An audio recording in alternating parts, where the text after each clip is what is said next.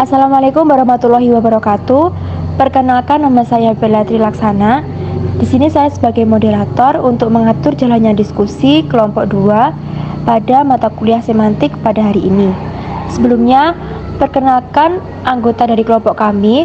Yang pertama ada Anggi Bella Nataza, kemudian Tiara Amanda Putri, Bagus Wijaya, Inami Muhammad Fadri, Bella Trilaksana, Naila Jamal, dan Firda Damayanti. Langsung saja kita menuju materi yang pertama, yaitu makna kata, akan disampaikan oleh saudari Anggi.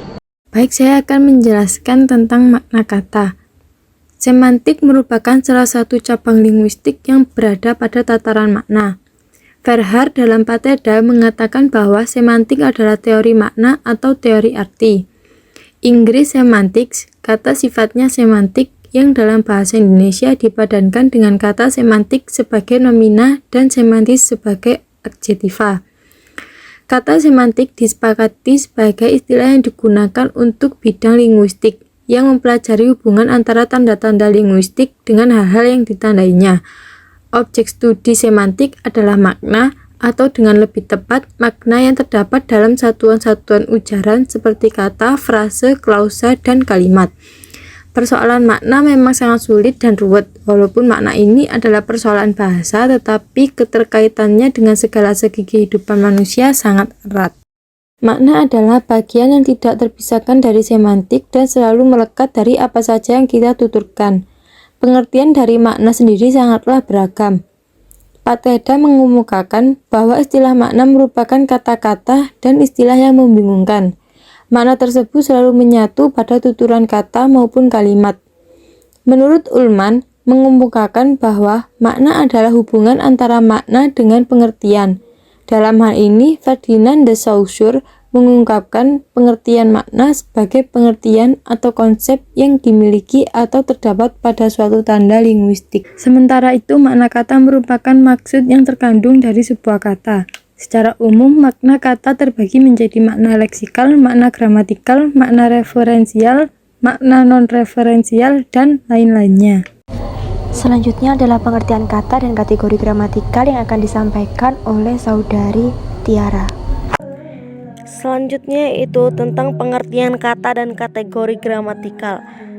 Kata merupakan unsur utama dalam membentuk kalimat.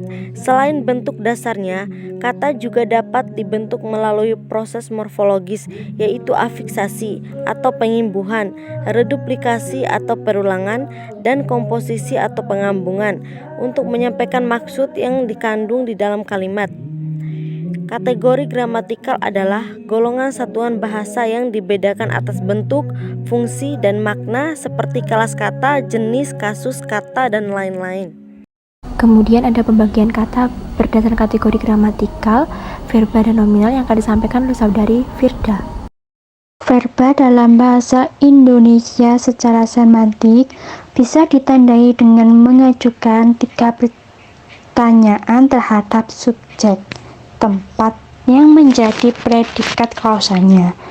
Ketiga pertanyaan itu adalah apa yang dilakukan subjek dalam klausa tersebut, kemudian apa yang bisa terjadi terhadap subjek dalam klausa tersebut, dan yang ketiga, bagaimana keadaan subjek dalam klausa tersebut. Dalam verba ada beberapa tipe. Yang pertama, tipe 1.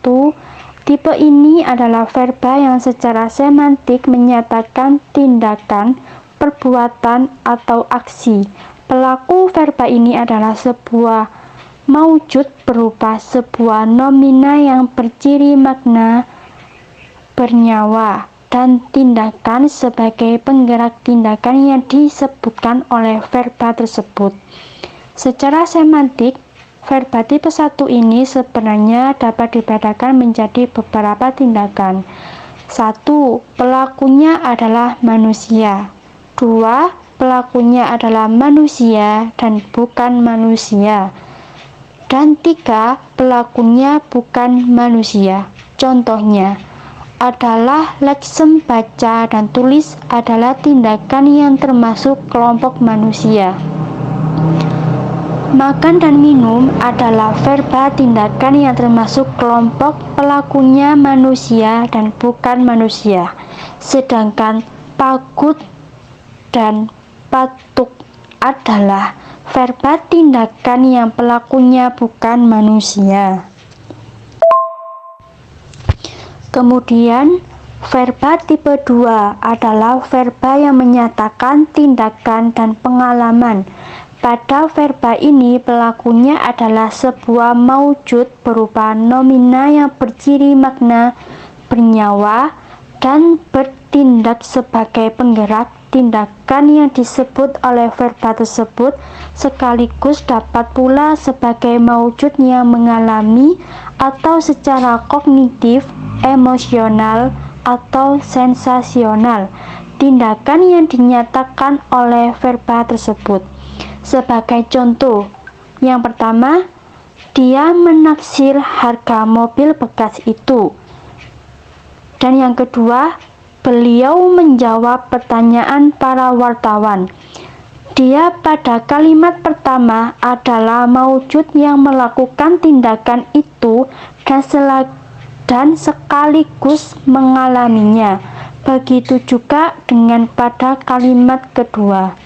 Yang melakukan tindakan dan yang mengalaminya tidak harus selalu berupa maujud yang sama, namun bisa juga atau lazimnya adalah berupa dua maujud yang berbeda. Seperti contoh, Pak Lurah tanya persoalan itu kepada kami. Dalam kalimat tersebut, Pak Lurah adalah pelaku utama, sedangkan yang mengalami adalah kami. Nomina atau nominal dalam bahasa Indonesia secara semantik mengandung ciri makna dan memiliki leksem-leksem nominal secara struktural dan selalu dapat didahului oleh preposisi di atau pada. Nomina juga ada beberapa jenis. Yang pertama yaitu nomina dasar seperti kata batu dasar, udara, dan kata kemarin. Yang kedua, nomina turunan seperti keuangan, gerigi, perpaduan. Jadi kata dasarnya itu ada tambahan seperti ke dan an, dan per dan an. Yang ketiga, nomina paduan leksem seperti kata daya juang, loncat indah, cetak lepas, tertib acara, dan jejak langkah. Yang keempat, nomina paduan leksem gabungan seperti pendayagunaan, pengambil alihan, kejaksaan tinggi, ketatabahasaan. Selain dipakai untuk merujuk ke benda, nomina dipakai sebagai beberapa penggolongan benda yang dipakai bersama dengan numeralia untuk menandai kekhususan nominal tertentu. Contohnya seperti bahu, carik, kecap, batang, dan pucuk. Kemudian ada nomina tempat dan arah seperti kata kanan, kiri, depan, belakang, utara, selatan, timur, dan sebagainya. Kemudian ada tiruan bunyi seperti aum, deru, deram, krangkring, dan tiruan bunyi lainnya. Kemudian kelompok kata penuh adjektifal dan adverbial yang akan disampaikan oleh saudari Naila. Baik, selanjutnya saya akan menjelaskan tentang pengertian dan contoh dari adjektifal. Adjektifal dalam bahasa Indonesia secara semantik adalah leksem yang menerangkan keadaan suatu nomina atau menyifati nomina itu. Secara semantik, adjektifal dapat dibagi menjadi 8 tipe. Yang pertama, adjektifal yang mengatakan sikap, tabiat, atau perilaku batin manusia yang termasuk di dalamnya yang dipersonifikasikannya. Misalnya, marah, galak, baik, sopan, berani, takut, dan jahat. Yang kedua, ada adjektifal yang mengatakan keadaan bentuk. Misalnya, bundar, bulat, lengkung, bengkok, lurus, dan miring. Yang ketiga, ada adjektifal yang menyatakan ukuran. Misalnya, panjang, pendek, tinggi, gemuk, kurus, lebar, luas, ringan, dan berat. Yang keempat, ada adjektifal yang menyatakan waktu dan usia. Misalnya, lama, baru, muda, tua. Yang kelima, ada adjektifal yang menyatakan warna, misalnya merah, kuning, biru, hijau, dan sebagainya. Yang keenam, ada adjektifal yang menyatakan jarak, misalnya jauh, dekat, sedang, dan sebagainya. Yang ketujuh, ada adjektifal yang menyatakan kuasa tenaga, misalnya kuat, lemah, segar, lesu, dan tegar. Yang kedelapan, adjektifal yang menyatakan kesan atau penilaian indera, misalnya sedap, lezat, manis, pahit, cantik, tampan, dan lainnya. Selanjutnya akan menjelaskan tentang pengertian dan contoh dari adverbial. Adverbial atau keterangan merupakan suatu kata yang menerangkan beberapa jenis-jenis kata lain, seperti jenis-jenis kata kerja, jenis-jenis kata sifat, dan jenis-jenis kata benda yang dijadikan paragraf pada suatu pola kalimat dasar beserta contohnya. Nah, pada kalimat ini, kata ini juga biasa difungsikan sebagai salah satu unsur-unsur kalimat dalam bahasa Indonesia, yaitu keterangan. Selanjutnya, contoh dari adverbial. Jenis-jenis kata keterangan atau adverbial berdasarkan perilaku semantik terbagi atas 8 jenis. Yang pertama, adverbial kualitatif, yaitu adverbial yang menerangkan makna kualitas suatu benda ataupun objek. Contohnya, Andi merupakan anak paling rajin di sekolah ini. Yang kedua, adverbial kuantitatif, yaitu adverbial yang menerangkan makna jumlah atau kuantitas suatu benda. Misalnya, secara acara seminar itu hanya diikuti sedikit peserta saja. Yang ketiga, adverbial limitatif, yaitu adverbial yang menggambarkan makna yang berhubungan dengan pembatasan, yaitu hanya, jawabannya, dan saja. Misalnya, setiap harinya kami hanya bekerja sampai jam 5 sore. Yang keempat, adverbial frekuentif, yaitu adverbial yang menerangkan tingkat keseringan suatu perbuatan. Contohnya, setiap ke taman kota, aku sering melihat anak kecil itu duduk sendiri di bangku taman. Yang kelima, ada adverbial kewaktuan, adverbial yang menerangkan keterangan waktu pada suatu peristiwa tertentu. Contohnya, Pak Amir baru saja pulang dari Maluku. Yang keenam, adverbial kecaraan, yaitu adverbial yang menerangkan adanya keterangan cara dalam melakukan suatu hal. Contohnya, dia kabur dari rumah secara diam-diam. Yang ketujuh, adverbial kontrastif, yaitu adverbial yang menerangkan adanya pertentangan makna antara satu hal dengan hal yang lain. Misalnya, jangankan kami, bahkan keluarganya sekalipun tidak ada yang tahu kalau Elvira terkena penyakit kanker darah. Yang terakhir, adverbial keniscayaan, yaitu adverbial yang menerangkan adanya kepastian akan terjadinya suatu kejadian atau peristiwa. Misalnya, aku pasti akan datang ke acara pentas seni itu. Kemudian ada kelompok partikel atau kata tugas preposisi yang akan disampaikan oleh saudara Inami. Partikel atau kata tugas adalah salah satu jenis kata dalam tata bahasa formal bahasa Indonesia yang hanya memiliki makna gramatikal dan tidak memiliki makna leksikal. Artinya, makna dari kata tugas akan menjadi jelas ketika dihubungkan dengan kata lain dalam sebuah kalimat. Preposisi adalah jenis kata yang diletakkan di depan atau sebelum kata benda, kata kerja, dan kata keterangan lain yang mempunyai hubungan makna. Preposisi juga biasa disebut sebagai kata depan, meski penggunaannya tak melulu harus di depan kalimat. Dan yang terakhir yaitu ada contoh preposisi kata depan yang biasa jadi referensi dalam perjalanan kata depan. Contoh ini bisa membantu kalian lebih lagi dalam mengerti kata depan. Berikut beberapa contoh preposisi kata depan. 1. Dadang pulang kampung ke Tasikmalaya. 2. Saya pergi ke sekolah dan bersepeda. 3. Penumpang dipersilahkan naik ke pesawat.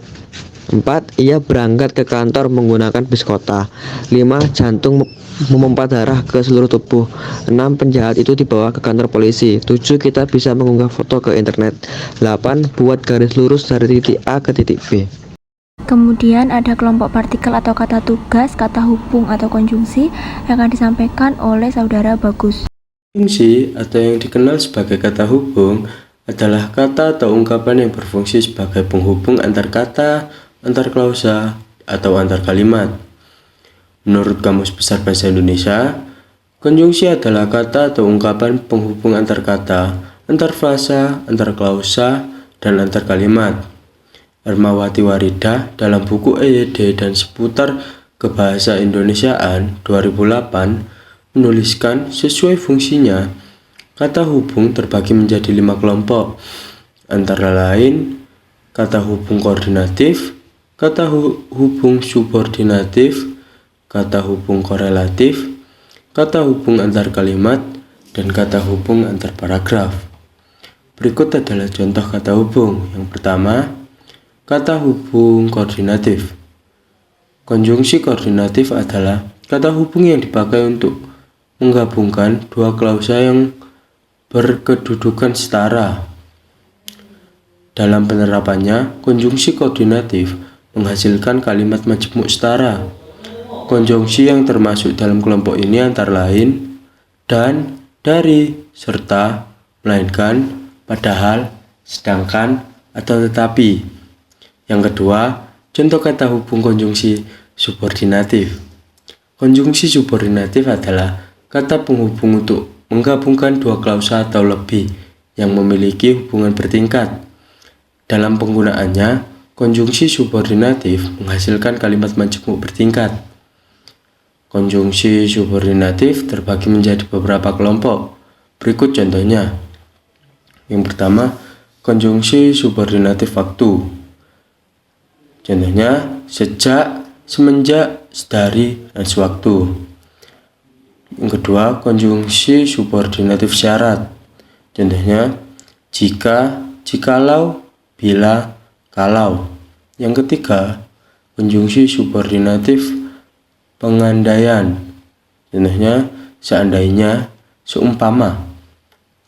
Keempat, konjungsi subordinatif konsensif. Contohnya, biarpun, sekalipun. Kelima, konjungsi subordinatif pembandingan. Contohnya, seakan-akan, seperti. Yang ketiga adalah contoh konjungsi korelatif. Konjungsi korelatif adalah kata penghubung yang menghubungkan dua kata frasa atau klausa di mana kedua unsur tersebut memiliki fungsi sintaksis yang sama. Misalnya sama-sama subjek. Konjungsi yang termasuk dalam kelompok ini diantara lain tidak hanya, tapi juga, bukannya, melainkan, makin, jangankan, pun, baik maupun, bukan hanya, demikian sehingga. Contoh kata hubung antar kalimat. Konjungsi antar kalimat berfungsi untuk menghubungkan satu kalimat dengan kalimat yang lain. Oleh sebab itu, konjungsi antar kalimat selalu memulai suatu kalimat yang baru dan tentu saja huruf pertamanya ditulis dengan huruf kapital. Berikut contohnya. 1. Menyatakan kesediaan melakukan sesuatu yang berbeda atau bertentangan dengan yang dinyatakan pada kalimat sebelumnya, seperti biarpun, demikian atau begitu, sekalipun, sungguh pun, walaupun.